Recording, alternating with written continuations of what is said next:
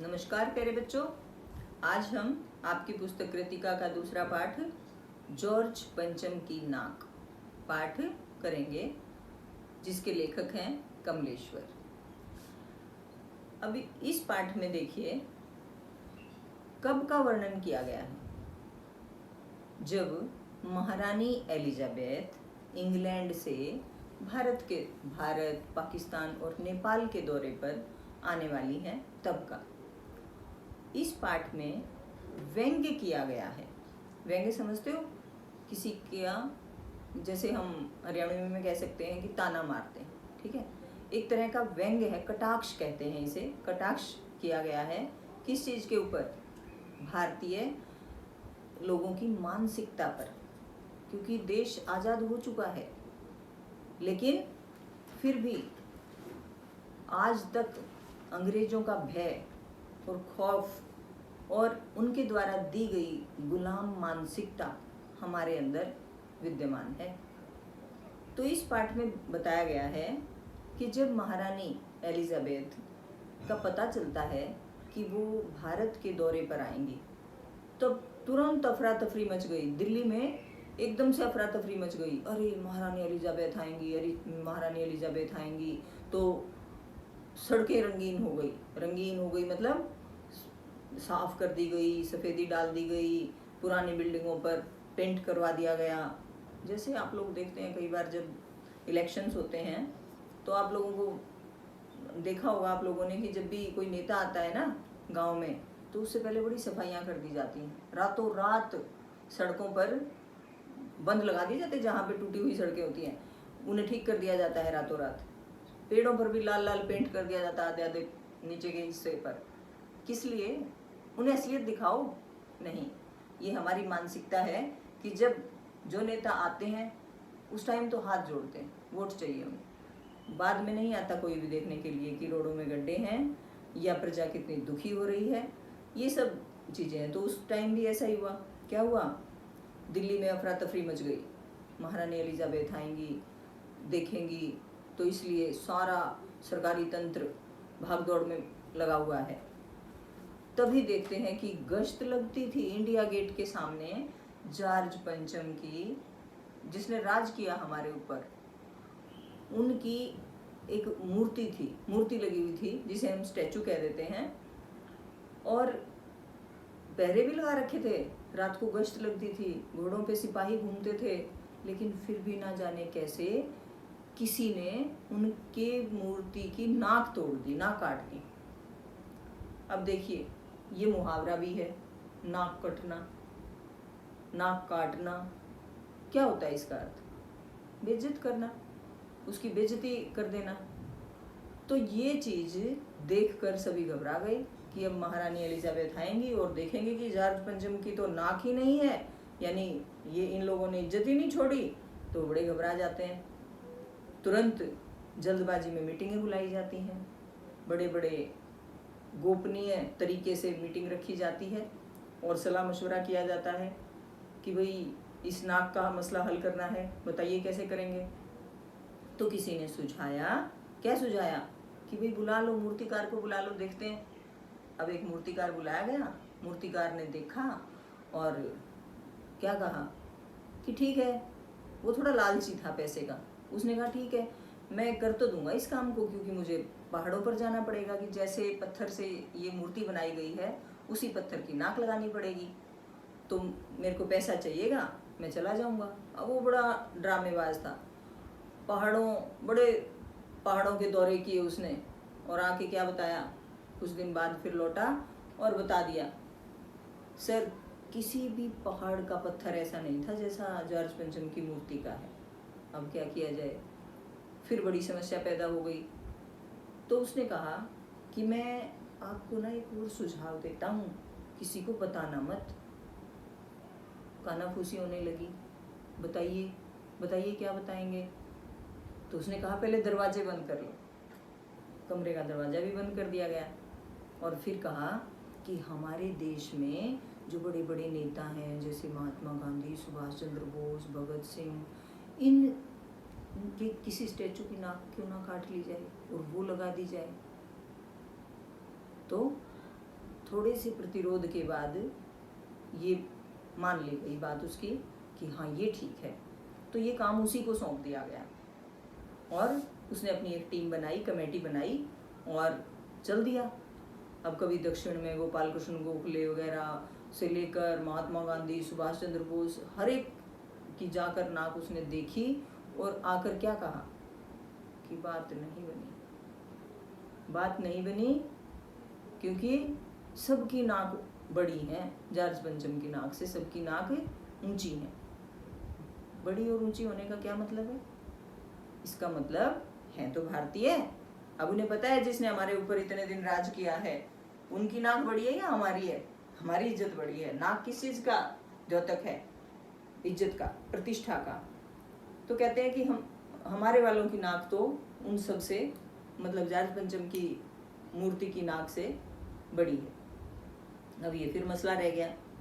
और इस दौरान ये देखिए कि मतलब काम को टालने पे चलता है। सरकारी तंत्र पे भी व्यंग किया गया है कि काम को करके नहीं देते जल्दी से, वो फाइलें वहाँ से वहाँ, वहाँ से वहाँ। फिर उसने कहा कि देख लो भाई, पता करो। जैसे शुरू में बात हुई थी कि किस पहाड़ से फाइलें खोदी गई, तो ढूंढी गई, निकाली गई, और जब देखा तो मतलब पेज नहीं मिले कि भाई ये तो चूहे खा गए। यानी कि सरकारी तंत्र पर भी व्यंग किया गया है कि ढुलमुल रवैया अपनाता है, ढंग से काम नहीं करता। फिर देखिए, अब फिर चिंता का विषय है, क्या हो रहा है? नाक तो फिर भी नहीं मिली। और उधर वहाँ एलिजाबेथ के आने के चक्कर में इंग्लैंड की हर छोटी से छोटी खबर अखबारों में आ रही है। उनका रसोइया कैसा है, उनका इवन की कुत्ते तक की बात आती है। महारानी को क्या पसंद है, वो क्या पहन के आएंगी। उनके दर्जी को भी बड़ी परेशानी है क्योंकि दर्जी के ऊपर डाल दिया महारानी ने तो कि भाई कोई मेरी ऐसी पोशाक तैयार करो जो तीनों देशों में जाऊं और कहीं भी बुरी ना लगे, मतलब अच्छी लगनी चाहिए। क्योंकि वो एक नॉर्मल स्त्री तो है नहीं, महारानी है, और महारानी की पोशाक उनकी प्रतिष्ठा को दिखाने वाली होनी चाहिए, उनका सम्मान ना खराब हो, इस चीज़ को दिखाने वाली होनी चाहिए। तो दर्जी भी बड़ा परेशान है। वहाँ की हर खबर, उनके ड्राइवर की, माली की, हर जो उनका काम करता है या चौकीदार की, सब खबरें अखबार में आ रही हैं।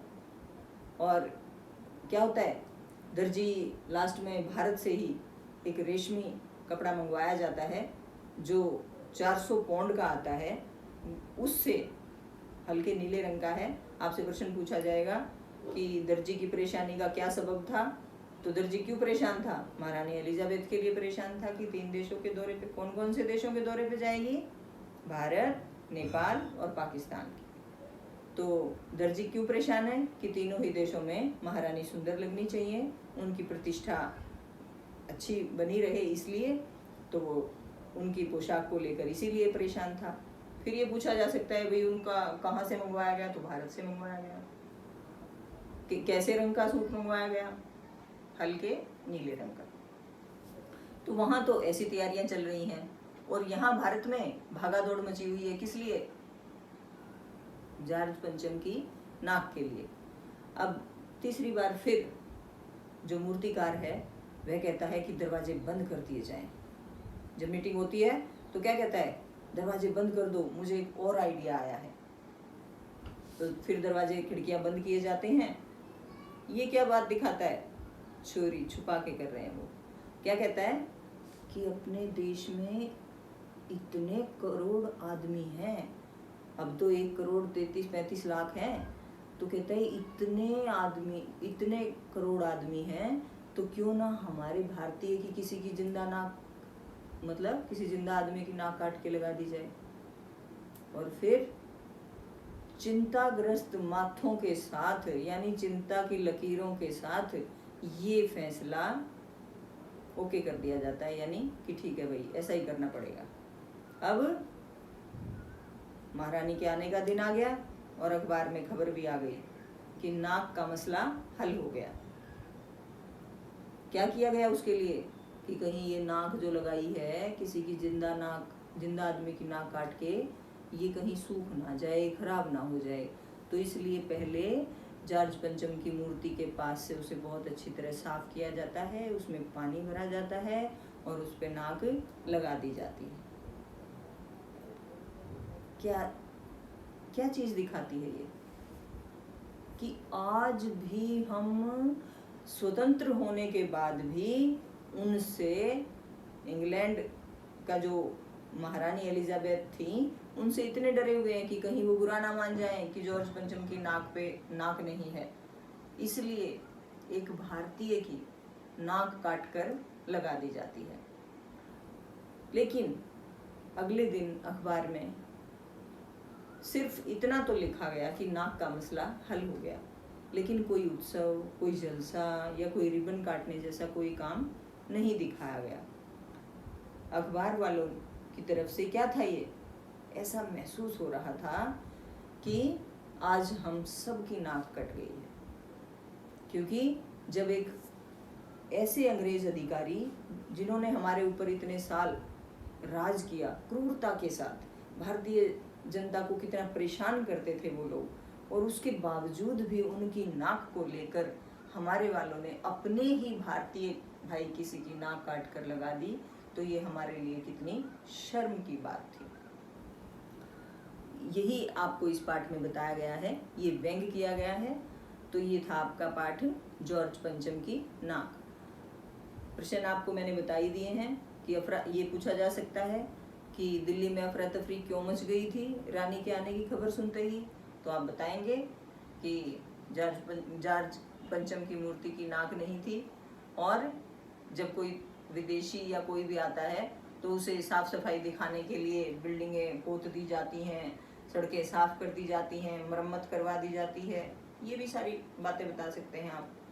फिर मूर्तिकार ने क्या क्या यत्न किए, मूर्तिकार ने क्या क्या यत्न किए, पहले वो पहाड़ों पे गया, फिर उसने अपने जो स्वतंत्रता सेनानी और जो हमारे नेतागण हैं उनकी मूर्तियों की नाक देखी, और तो और जो बच्चे शहीद हो गए थे आज़ादी की लड़ाई में, उनकी नाक भी उसने क्या कहा आके कि उनकी नाक भी बड़ी है। तो ये क्या बात दिखा रहा है उसमें कि भाई भारतीयों का अपना सम्मान जॉर्ज पंचम से ज़्यादा है। एक प्रश्न आपसे दर्जी वाला पूछा जा सकता है कि दर्जी क्यों परेशान था, तो दर्जी महारानी की पोशाक को लेकर परेशान था। महारानी किन किन देशों के दौरे पर गई, तो महारानी 3 देशों के दौरे पर आई थी, भारत, पाकिस्तान और नेपाल। धन्यवाद।